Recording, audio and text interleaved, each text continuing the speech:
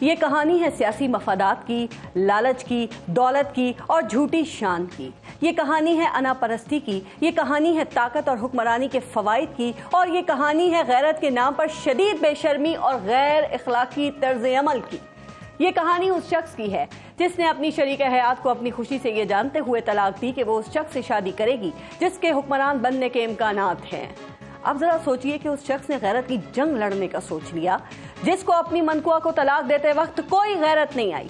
جس کو شادی کی خبر دینے والوں کو جھوٹا کہتے ہوئے کوئی غیرت نہیں آئی، جس کو طلاق کے بعد اپنی سابقہ بیوی کو ولی اللہ کہتے ہوئے بھی کوئی غیرت نہیں آئی، جس کو اس وقت کے واقعات کا فرنٹ لائن پر آ کے دفاع کرتے ہوئے کوئی غیرت نہیں آئی، جس کو اس فیصلے کے نتیجے میں حاصل ہونے والے بے پناہ فوائد اور مفادات سمیٹتے ہوئے بھی کوئی غیرت نہیں آئی، جس کو اپنے ضلع کے ڈی پی او کو سبق سکھاتے ہوئے کوئی غیرت نہیں آئی، وہ پولیس آفیسر جو اپنا کام کر رہا تھا اس کو اپنے ڈیرے پہ بلا کر اپنی طاقت دکھا کر تبادلہ کرتے ہوئے بھی غیرت نہیں آئی۔ یہ کہانی ہے اس شخص کی جس نے سابقہ اہلیہ کے شوہر کو اقتدار ملنے پہ مکمل خاموشی اوڑھ لی۔ وہ خود کو حکمرانوں کے گھر کا ہی ایک فرد سمجھنے لگا، اس کے قریبی لوگ خود کو پنجاب کے اصل حکمران خیال کرنے لگے۔ یہ کہانی ہے اس شخص کی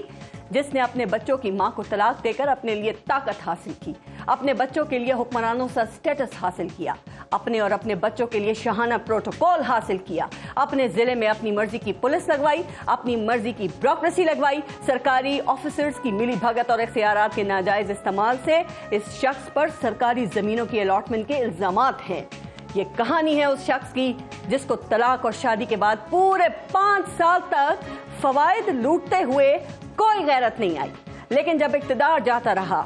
طاقت چھن گئی، تو وہ شخص غیرت کے نام پر اس معاشرے کی بنیادی اقدار، ہماری اسلامی روایات اور ہمارے خاندانی تشخص کو پامال کرنے کے لیے سامنے آ گیا۔ یہ کہانی پاک وطن کے خاور فرید مانیکا کی ہے جس کو طلاق دینے کے 6 سال بعد پتا چلا کہ اس کی سابقہ اہلیہ نے جب نکاح کیا تو اس کی عدت پوری نہیں تھی، اور پھر یہ شخص شرم و حیا کی ہر حد پار کرتا چلا گیا، اس معاشرے کی ہر عورت کی توہین کرتا چلا گیا، اپنے گھر کے گندے کپڑے چوراہے پہ دھوتا چلا گیا۔ آج عدالت نے اس شخص کو جھوٹا ثابت کرتے ہوئے اس کی سابقہ اہلیہ کو باعزت بری کر دیا ہے۔ یہ کیس غیرت کا نہیں بلکہ بے شرمی اور ڈھٹائی کی مثال تھا۔